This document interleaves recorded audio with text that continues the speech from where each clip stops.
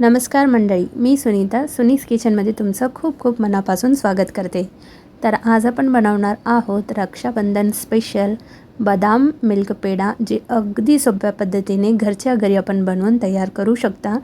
तर आपण सणासुदीला बाहेरून मिठाई आणतोच, पण जर आपण घरी केलं तर ते खूप चांगलं होईल आणि जास्तसुद्धा होईल आणि हेल्दी वेने आपण हे बनवू शकतो। तर चला करूया रेसिपीला सुरुवात। त्यासाठी सर्वात आधी मी इथे घेतलेला आहे एक अर्धा कप इतकं बदाम। तर तुम्ही जे नॉर्मल बदाम आपल्याला बाजारात अवेलेबल असतात तेच मी घेतलेलं आहे। अर्धा कप इतकं घ्यायचं आहे आपल्याला। मिक्सरच्या भांड्यात हे बदाम आपण ॲड करून घेऊया आणि प्लस बोर्डवर याला आपल्याला फिरवून याची बारीक अशी पूड करून घ्यायची आहे। एकदम फास्ट आपल्याला फिरवायचं नाही आहे, नाहीतर याचं जे तेल असतं ते निघतं। तर प्लस मोडवर आपल्याला हे थोडंसं फिरवत थांबत थोडंसं फिरवत थांबत अशी मऊ अशी पावडर करून घ्यायची आहे। तुम्ही बघू शकता एकही असं दाणा इथे बदामाचा लागत नाही आहे, मस्त बारीक अशी पूड झालेली आहे। आता एका पॅनमध्ये मी अर्धा कप दूध घेतलेलं आहे। याला थोडंसं गरम झालं की आपल्याला याच्यात पाव कप इतकं साखर मी ॲड करून घेतलेली आहे। एक कपभर इतकं आपण मिल्क पावडर याच्यात ॲड करून घेऊया आणि व्यवस्थित सर्व जिन्नस इथे आपल्याला मिक्स करून घ्यायचं आहे। अगदी सोपी पद्धत आहे, काही याच्यात खूप हार्ड असं नाही आहे, आपण पटकन बनवून तयार करू शकतो। अगदी आपण हे रक्षाबंधनच्या दिवशीसुद्धा बनवून तयार करू शकतो। 5 ते 10 मिनटात ही रेसिपी बनवून तयार होते। व्यवस्थित पूर्ण जिन्नस मिक्स झाले की आपल्याला जे आपण बदामाची पूड करून घेतलेली होती ते ह्याच्यात आपल्याला ॲड करून घ्यायचे आहे आणि व्यवस्थित याला मिक्स करून घ्यायचे आहे। तर गॅसला ऑन करून याला आपल्याला लो फ्लेमवर 5 मिनटे असंच मिक्स करत राहायचं आहे। जसं जसं हे मिक्स होईल थोडंसं पातळ होईल, कारण जे आपण साखर याच्यात ॲड करून घेतलेली होती ते वितळेल, म्हणून ते थोडीशी पातळ होईल। त्यानंतर ते पुन्हा घट व्हायला सुरुवात होईल। तर तुम्ही ते बघू शकता हळूहळू पूर्ण जिन्नस इथे मिक्स करून घेतलेला आहे मी। तर साखर जी आपली आहे ते वितळते, मग ते पातळ होतं आणि जसं जसं ते आपण मिक्स करत राहू सतत आपल्याला हे ढवळत राहायचं आहे, सोडायचं नाही आहे, नाहीतर हे लागतं आणि जळतं। तर तुम्ही सतत याला मिक्स करत राहा। त्याचबरोबर एक चमचाभर मी इथे तूप ॲड करून घेतलेलं आहे आणि पाव कप इतकं वेलची पूड ॲड करून घेतलेली आहे। सर्व जिन्नस आपल्याला पुन्हा मिक्स करून घ्यायचं आहे आणि जोपर्यंत हे जे पॅन सोडत नाही तोपर्यंत आपल्याला हे लो फ्लेमवर सतत मिक्स करत राहायचं आहे। तर तुम्ही इथे बघू शकता हळूहळू करत व्यवस्थित हे मिक्स झालेलं आहे आणि थोडंसं मी इथे केसराचं दूध 1-2 चमचे ॲड करून घेतलेले आहे।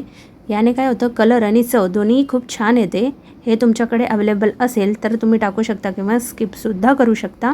व्यवस्थित पुन्हा आपल्याला हे 1-2 मिनटं हे व्यवस्थित मिक्स करून घ्यायचं आहे, म्हणजे जे दूध आपण टाकलेलं आहे ते थोडंसं आटेपर्यंत। तर तुम्ही इथे बघू शकता मस्त हे डो फॉर्ममध्ये जसं आपलं पीठ असतं ते फॉर्ममध्ये झालेलं आहे।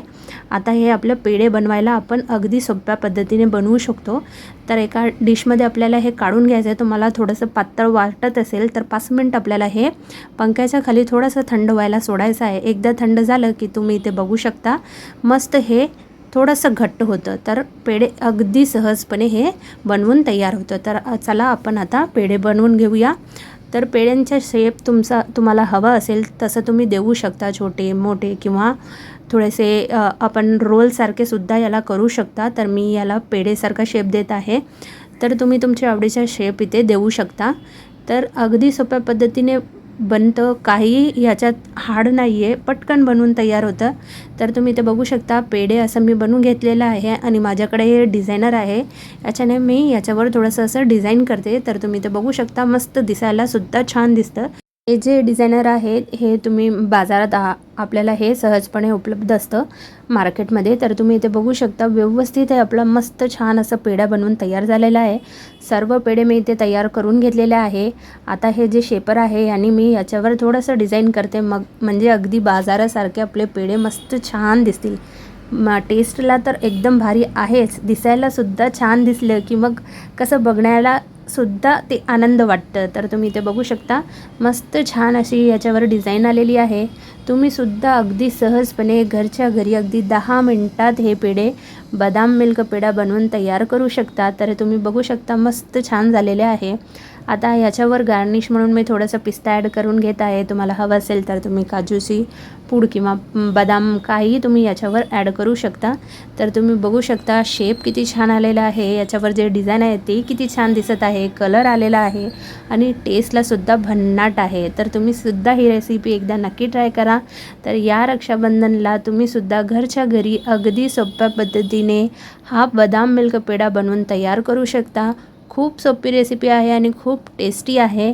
तर तुम्हीसुद्धा ही रेसिपी एकदा नक्की ट्राय करा आणि तुम्हाला आजची ही रेसिपी जरा जरी आवडली असेल तर मला कमेंट करून नक्की कळवा. व्हिडिओ आवडला असेल तर व्हिडिओला लाईक करा, शेअर करा आणि सबस्क्राईब करायला विसरू नका. मी तुमच्यासाठी असे छान छान रेसिपी पुन्हा घेऊन येत राहणार आहे. तोपर्यंत मस्त खा, स्वस्थ राहा आणि सर्वात महत्त्वाचं म्हणजे आनंदी राहा. धन्यवाद.